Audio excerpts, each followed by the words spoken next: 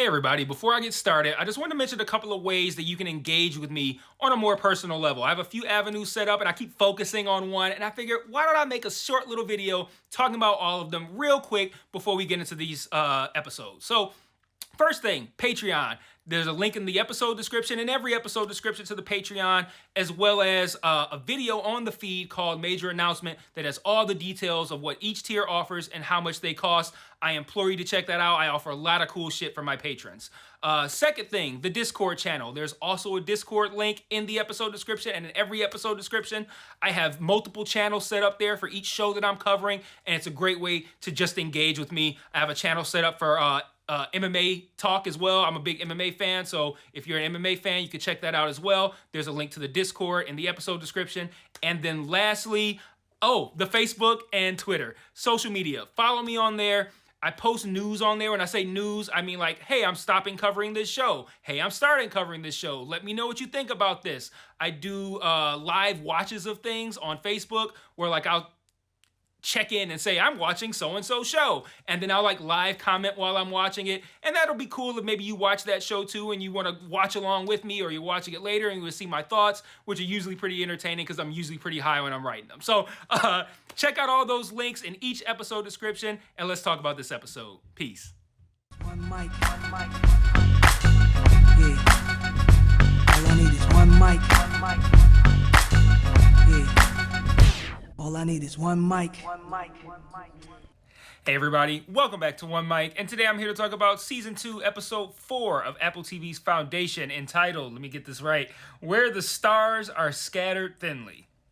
So, this title refers to a line that Rios speaks when they set upon an informant on, what's the name of this? I forgot the name of the place. I'll get it later. It's in my notes later. But it doesn't matter. They set upon this informant for Empire. And it's a code phrase, apparently. Bell speaks this. The informant speaks the remaining part back. And I guess this is how the informant knew the Bell was legit and not just some fucker poking his nose around. And getting into the episode right away. This was the episode I've been wanting. This is the show I've been expecting to watch. This was a really good episode. Easily the best one of the season so far, with interesting plot developments and none of the foolishness that irritated me last week.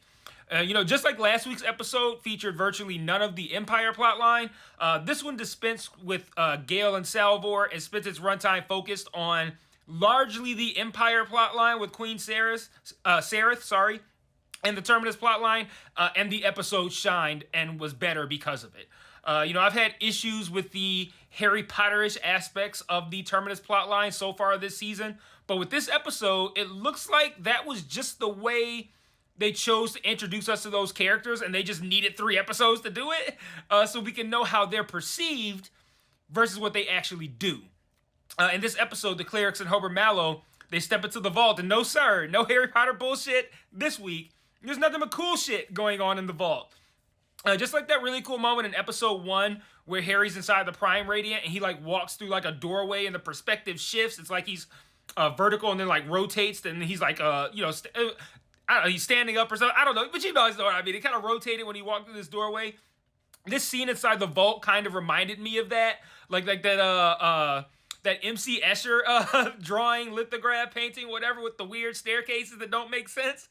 Like, this kind of reminded me of that, man. But like all, cool lighting, really sharp angles, sharp contrast. Like it just looked cool visually.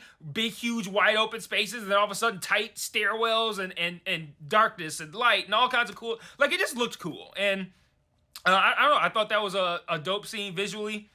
We also learn in this moment that time works differently in the vault.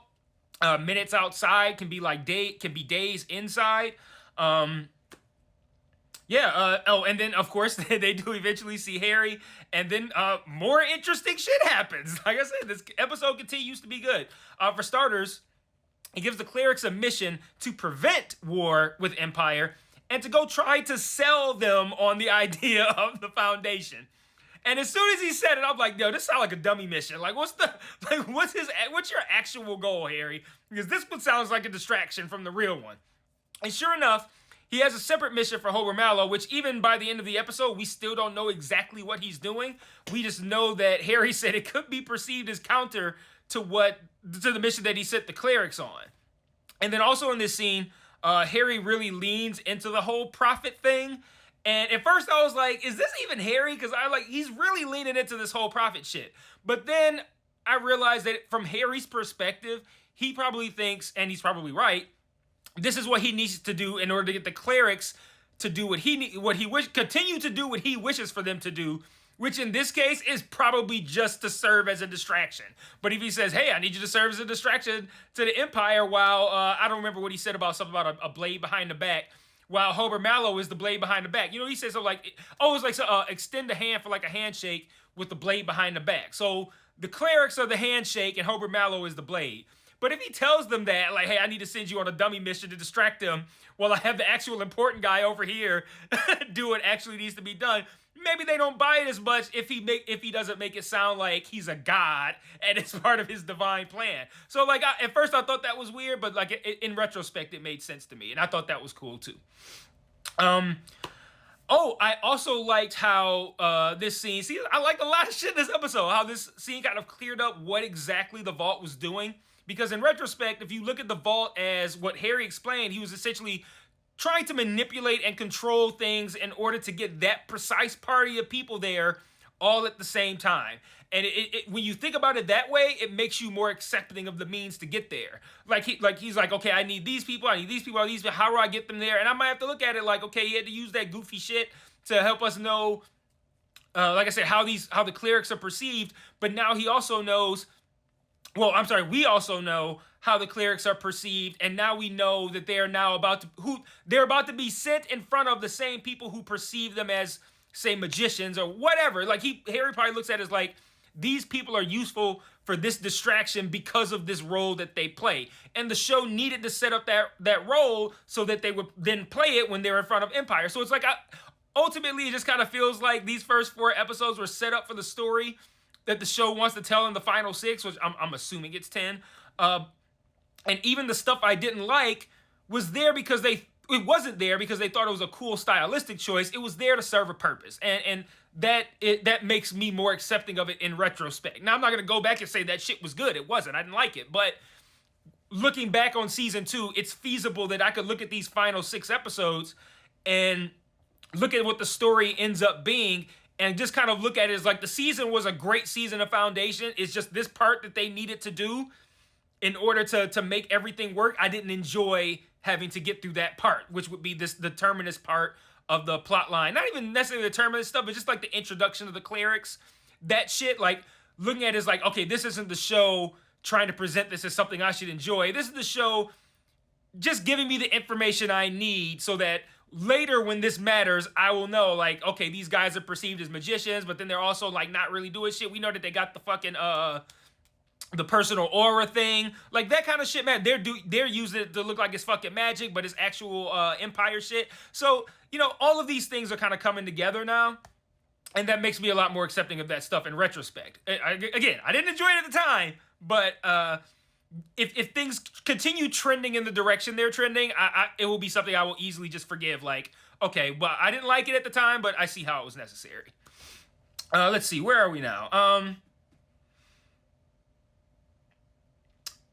Okay, yeah, I'm ready to move on from there. So, we spend our remaining time with 2 of the other plot lines. One back on Trantor with Queen Sareth, and the second one following the travels of Bel Rios. And I want to start with Queen Sareth, who firmly believes that Day had her entire family killed to elevate her status for when he marries her. And she presses Dawn about this and lays out a really good case. And she's like, the evidence is circumstantial, but let me propose this scenario to you, and you let me know what you think. And it lays out a case where it's like, well, what? I mean, what can you say to that? It really sounds like they set that up. But I think what ultimately is going to happen is it probably wasn't Day that set it up. It'll probably be like Rue or something like that who set it up. Rue is her, I don't want to call her handmaiden because I feel like that makes it sound like it could be like Handmaid's Tale. I don't know, but like her handmaiden, assistant, I don't know, whatever assistant is obviously not appropriate either, but I don't know. Anyway, Dawn says that he doesn't believe he or Day is capable of that, but he also knows it's a possibility that he could become capable of that, which of course means that it's a possibility that Day is that, because they did a great job in this scene of making it clear that even though it's 3 different people in theory, they are still the same person, just in different parts of their lives. And Sareth isn't satisfied, so she seems to have found herself a mole, a guy named Markley, I think he had scarring on his face, that might be of note later, who she tasked with finding out if Day actually had her family killed. So she wasn't satisfied. She's like, yeah, I'm just gonna have somebody else do it. And she also wants to see how he survived the attack on his life, which I don't necessarily think is her trying to see, like, I want to see how he survived the people that I sent after him, because I still think it's what I said. I still feel like those people got something to do with the mule and Hober Mallow and shit like that. I think those are the people who sent those people to kill Day. But she says she wants to know how he survived it, and I feel like that's gonna point her in the direction of Demerzel, but I just don't know to what end. But that's gonna be interesting to find out as well. Also of note in this scene, and multiple times in this episode, they talk about the ability to cheat these memory audits / wipes. I look forward to seeing how that's going to play out later as well, because you know it's going to matter. They mentioned it multiple times in this episode. It's going to matter. And then the final plot line features Bel Rios, his husband, and their crew. I'm sorry, calling him his husband. I had the name last week, which technically was yesterday. I had the name last week. I forgot to put it in my notes, but like Glaywin Kerr, something like that was his name. I feel like that's close. That's either it or it's close, but he calls him something for short, like Glay or something like that. I don't know. He calls him something for short in the episode. But they begin their mission to assess the threat level of the Foundation. They go to a planet called Sylvania, and where they have a mole who is going to give them some info. Like I mentioned earlier, we're talking about the episode title, The Informant. They drop something called an extraction packet, which we don't know what it is at the time, but we later see its value and how it works, and I thought it was pretty fucking cool. They get down to the planet, but some scavengers have absconded with the extraction pack. One of them spits in the face of Bel's husband, and I mean, what else can you do at that point? You gotta fuck everybody up. So that's what happens.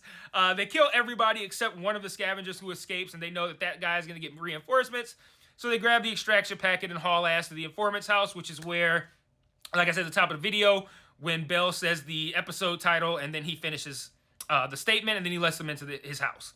And I absolutely loved everything about the scene at the informant's house. Like, for starters, just the house itself looked really nice. Like, oh my God, I totally fucking live in this house. But there's a great moment where they discover books on a bookshelf, and we learn that books barely even exist in this time anymore.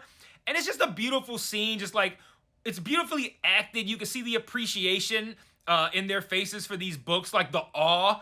It's wonderfully lit with like this warm lighting that feels like the lighting you'd want to read a book in. You can tell it's very intentional, and it wants to give you that kind of warm, comfy vibe, and it really did. I like seeing them being emotional over books. I don't know why, but I don't know. I'm getting a lot cornier as I get older. I'm getting a lot more sentimental. It makes you more appreciative of everything. When you feel, as you get increasingly closer to death's doorstep, it makes you more appreciative of all of these aspects of life. So, like, I don't know. It made me really like that scene. The informant basically fills them in on the clerics, fills them in on the vault. He tells them about these whisper ships that can navigate without spacers and essentially have a mind of their own. And Bel makes the very accurate assessment that these ships could essentially just pop up on Trantor out of nowhere with no fucking way of detecting them. So obviously a big fucking problem, although he's still skeptical that they even exist. But they make it very clear that these do exist. Harry asks about it directly inside the vault to the Brother Constant, which is the female cleric. To her father, the director or whatever, he very directly, like, you got the ships, right? And he's like, yeah. And he's like, we ain't gonna use those. Use detectable ships to go on a dummy mission, because it's a dummy mission and you don't need to hide. So the reinforcements arrive, and the informant sends Bel and his husband up to the roof, but he asks Bel to kill him first. And dude's like, remember when you thought I was smoking weed a minute ago? Because that's what I was thinking. Well, that was actually poison. So it would actually be doing me a solid if you shot me in the head right now. And Bel's like, all right. And he takes care of him. He takes care of him, just like Pulp Fiction. And they use the extraction packet, and that's that. Lastly, I want to talk about Gale's narration. Gale's narration, largely, I don't pay close enough attention to. And for whatever reason, I wanted to pay closer attention this week. And I noticed that the narration didn't really connect that much with what was happening in the episode. A very loose tie-in to the Terminus plotline. It had a big theme of attraction and the unlikeliness of us even existing because of all of the necessary random pairings and attractions that needed to happen before us in order for us to exist. And she ends the episode saying that with few exceptions, most attractions don't really mean anything in the big picture, in the grand scheme of things. But this narration is happening over a shot of Brother Constant, like, sadly watching her future fuck buddy leaving the ship. And it just made me wonder if our takeaway here is that their attraction, or in this case, Brother Constant's attraction specifically, is going to be one of the few exceptions that is going to matter in the big picture. I think that's what we're meant to take away from it. And I'm very interested to see how someone who feels very inconsequential to the big picture right now could end up being very consequential too. It makes me wonder, is she gonna like kill Hober Mallow in a fit of jealousy, or maybe even something different? They're gonna get together and have some baby that's gonna be as important as Harry Potter. But I close it out with a couple thoughts. I can't believe I found a way to like put a positive spin on the Harry Potter shit. Anyway, I actually thought the stuff with Brother Constant, basically outright saying she really wanted to fuck Hober Mallow, was actually pretty funny. I'm actually kind of surprised he said no. She made a really strong push that most men would have succumbed to. And also, in the same realm, the two things that in my thoughts both have to do with sex. I don't know how that happened. But did y'all like watching Dusk's spit game to Sarah's girl Rue? Dude's like, I got a copy of our sex tape in the crib. You want to go watch it? Like, wow, okay, straight to the point, Dusk. I mean, he's old as shit. I mean, hey, he doesn't have much time left. Why not, right? You're walking through a garden full of naked motherfuckers. Why not say, hey, you want to go watch our sex tape? So that's all I got for this week. Like I said, I thought this was a really strong episode, really strong. And it feels like now I'm back to the show that I was expecting to get. And I just had to put up with some stuff that I didn't like in those first 3 episodes, but now that stuff feels necessary. It also feels like I likely won't see it again in that kind of context, in that kind of goofy vibe. So feels like my show is back. Feels like we're probably gonna be fire from this point on. So I will see you guys next week for episode 5, and until then, peace.